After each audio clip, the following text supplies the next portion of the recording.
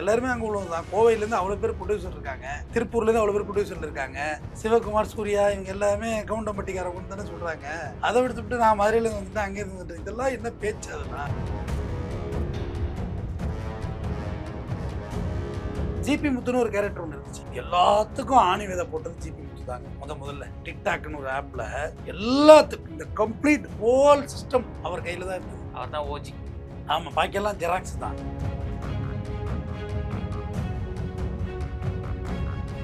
இது எந்த ரகத்தில் சேர்க்கறது இல்லை. இப்போ அவங்களுக்கெல்லாம் ஒரு வழியில் சொல்லி கொடுத்துட்டேன். இவர் வந்து தன்னை மருத்துவர்னு சொன்னார். அப்புறம் அப்படியே வந்தார் தூக்கிட்டு போய் பிக் பாஸில் வச்சு பூஜை பண்ணாங்க. அப்புறம்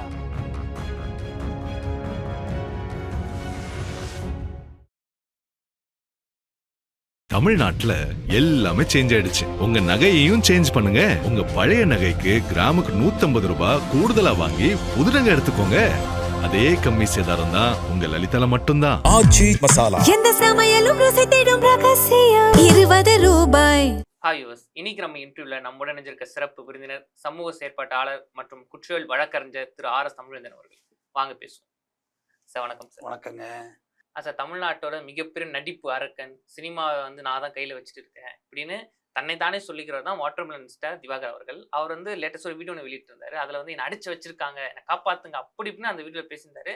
ஆனால் அந்த வீடியோவில் இருக்கவங்க யாருமே வந்து ஒருத்தர் அடைச்சி வச்சிருந்தா எப்படி ஒரு ரியாக்ஷன், அந்த ரியாக்ஷன் எதுவுமே இல்லை. நீ பாட்டுன்னு பேசுப்பா, நாங்கள் பாட்டு இருக்க மாதிரி தான் இருக்கு. நேற்று ஒரு ப்ரெஸ் மீட் நடக்க கொடுத்துருந்தாரு சார். என்ன நடந்திருக்கு சொல்லுங்க. ஒரு படத்தில் வாழைப்பழம் வாங்க சொல்லுவார். யார்? கவுண்டமணி செந்தில்கிட்ட. எப்பா அவனே ஒரு இடம் விடமானாலும் நீ எப்பா அவனை அனுப்புன அப்படின்னு. நாதஸ் திருந்திட்டான்னு அவன் வாயிலே சொன்னான் அப்படின்னு சொல்லுவார். ரொம்ப நல்லா இருக்கும். அதாவது அவன் வாயிலே சொன்னாங்க உள்ள, நான் திருந்திட்டு நானே சொல்லக்குள்ள அது நம்புற மாதிரி இருக்கும்ல. சரி விடுங்க, அது ஏதோ ஒரு வாட்டி நடந்து போச்சு அப்படின்னு சொல்லிட்டு இருக்கும். அதே மாதிரி வடிவேல் சார் ஒரு ஜோக்கில் வந்து, ஹலோ எக்ஸ்கியூஸ் மீ, இது பில்லேடனுக்கு சண்டை நடக்குது, வா வாடகை சைக்கிளில் போகலாம், பெட்ரோல் நான் போடுறேன் அப்படிம்பாரு. தவசி படத்தில் ஒரு காமெடி, விஜயகாந்த் அவர்கள் காமெடி. அது ஏற்கனவே ஐயா காசுரா வைவாரு அந்த காமெடியோட தொடர்ச்சி இருக்கும். அப்போ மளிகை கடையில் நிற்பார். இவர் உள்ளே போன நீனாப்பா அப்படின்னு.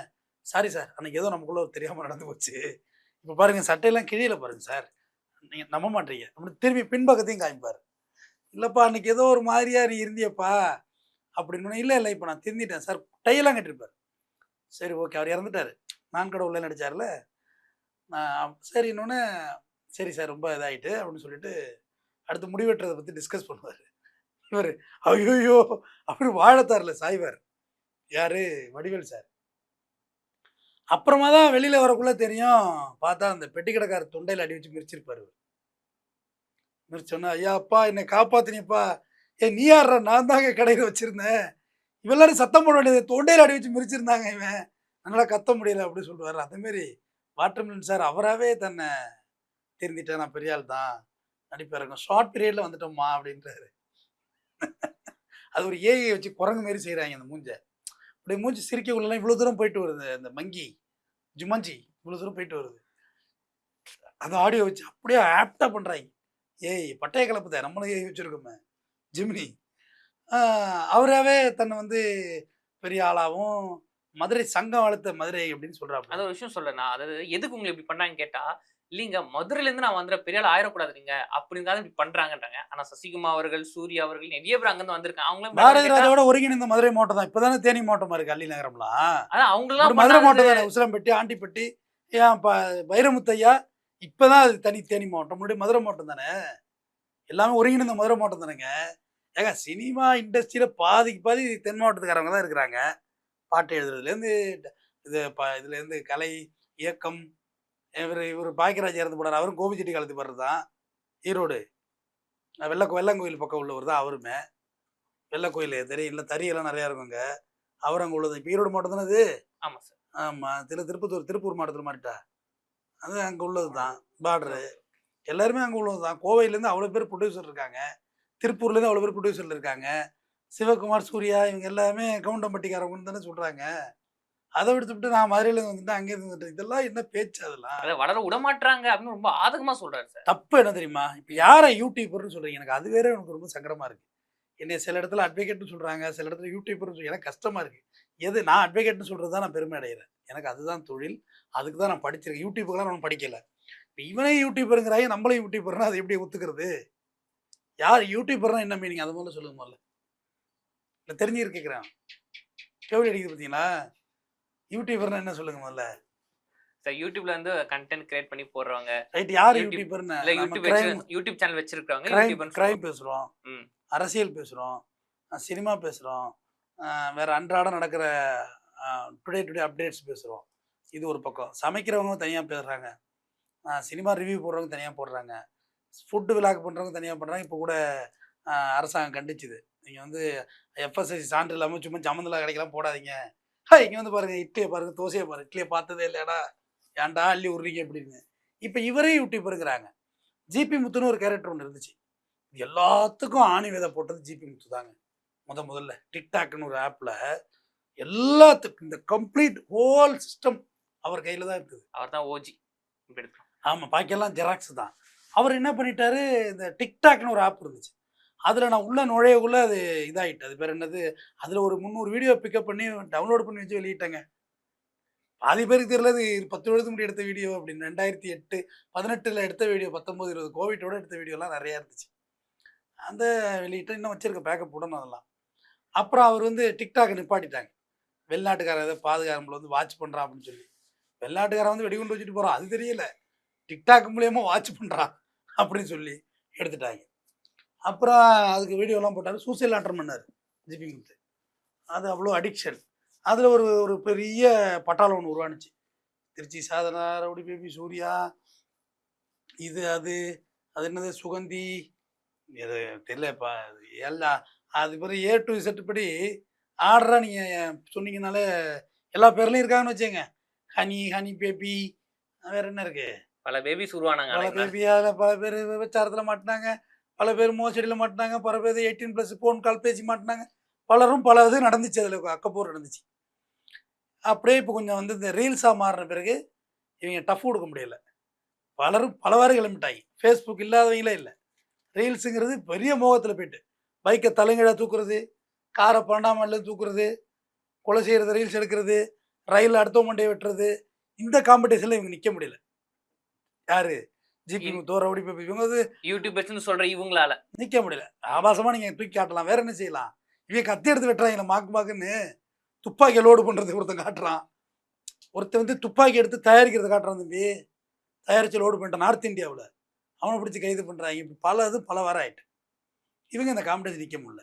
எல்லார்ட்டையும் கார் இருக்குது, காரை தூக்குறது, பைக்கை தூக்குறது, பைக்கெல்லாம் 3 லட்ச ரூபா பைக்கு தலைங்கடை தூக்கி பொத்தேர்னு விழுவுறாங்க. இவங்க ரீல்ஸுக்காக எஸ்டீமுக்கு போய் ரயிலில் போய் வெட்டுறாங்க.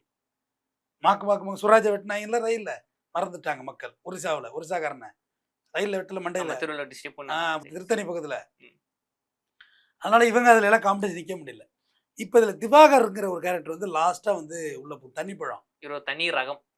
இது எந்த ரகத்தில் சேர்க்குறதுன்னு தெரியல. இப்போ அவங்களுக்கெல்லாம் ஒரு வயலில் சொல்லி முடிச்சுட்டேன்.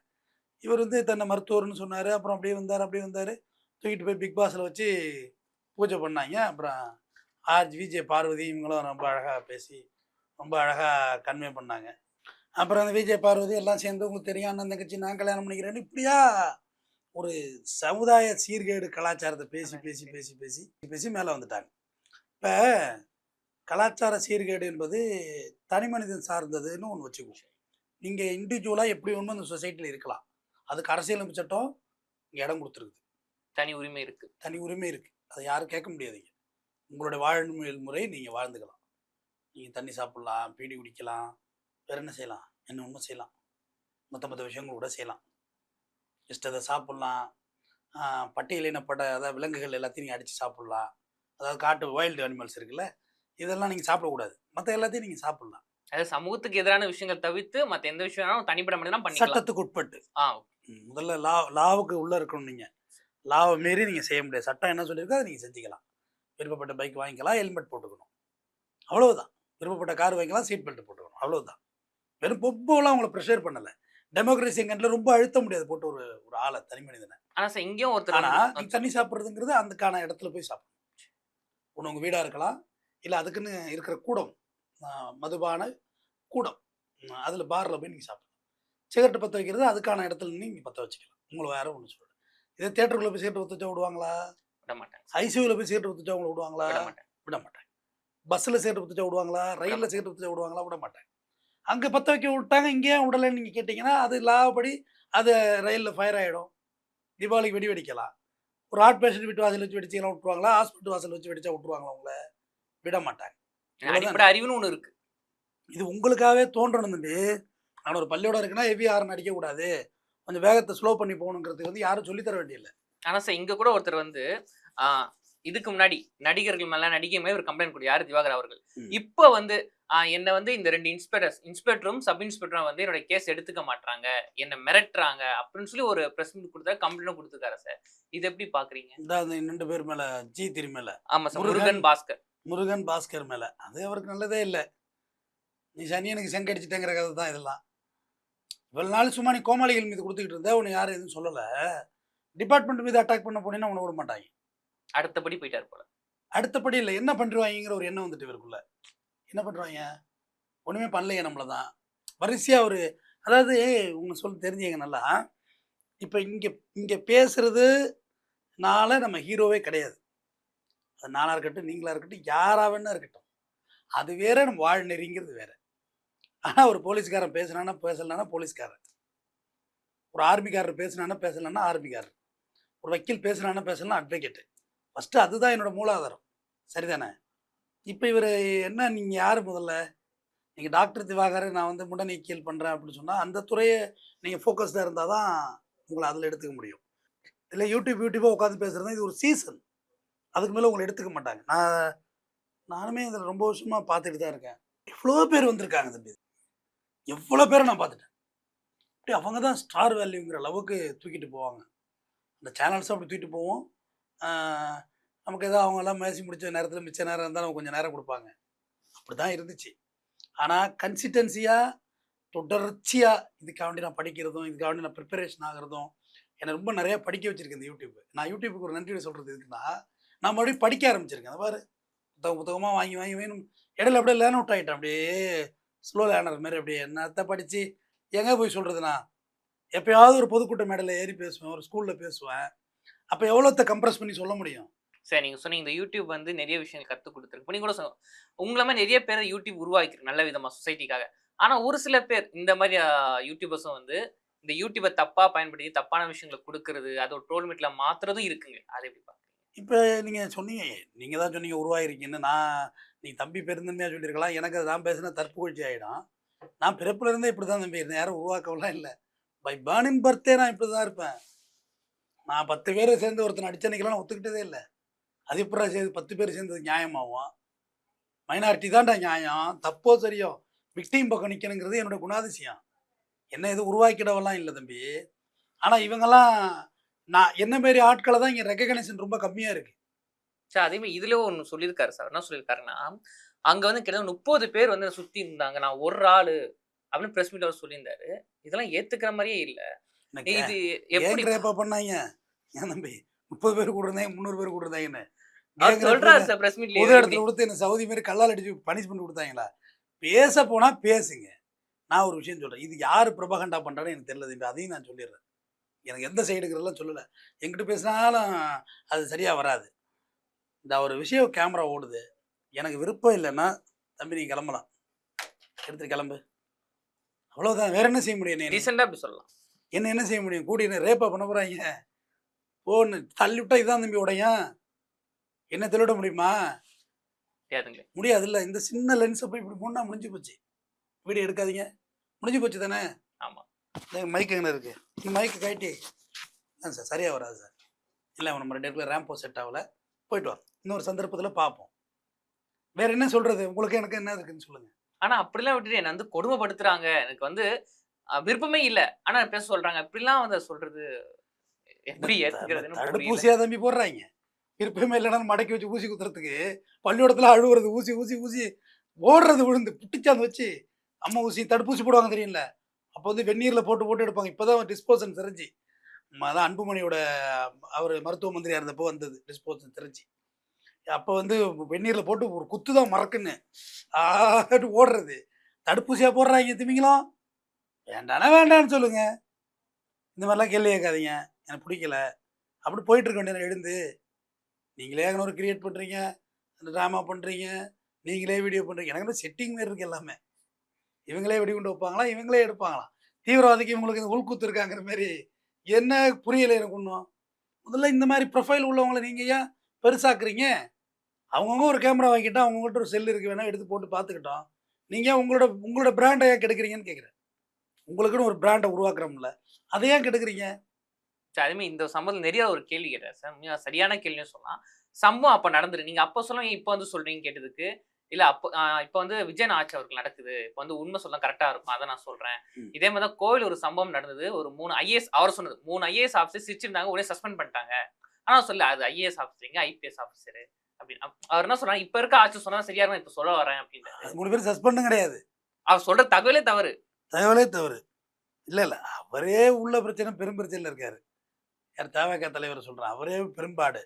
இந்த இவங்கெல்லாம் போய் சேர்ந்தா அப்புறம் என்ன ஆகுறது? முதல்ல இதெல்லாம் தவறானது. நீ நேரடியாக மோடியிட்டே பார்க்குறேன்னு கூட சொல்லியிருக்கலாம். எனக்கு தெரிஞ்ச அடுத்த இவரோட டார்கெட் வந்து இன்னும் சிஎம் பிஎம் மேல மட்டும் தான் கம்ப்ளைண்ட் கொடுக்கல சார், அடுத்து அவங்க மேலேயும் கம்ப்ளைண்ட் கொடுத்துருவாரோன்னு கமெண்ட் எல்லாரு மேலேயும் கொடுக்குறாப்புல, எல்லாரை பற்றி பேசுகிறாப்புல, எல்லாமே செய்கிறாரு.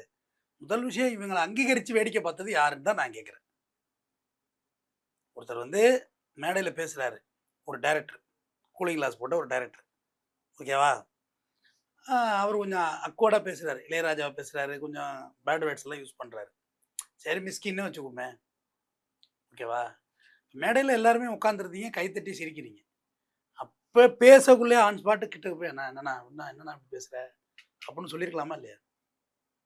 நான் பேசுகிறது வரையும் நீங்கள் ரெக்கார்ட் பண்ணிட்டு போயிட்டு நாளைக்கு போய் நான் பேசுகிறது எல்லாத்தையும் வெட்டி ஒட்டி ட்ரோல் ஆக்கி நான் அசிங்கப்படுத்துறதுல என்ன நியாயம் இருக்குன்னு கேட்குறேன். என்ன அறம் இருக்குதுல்ல?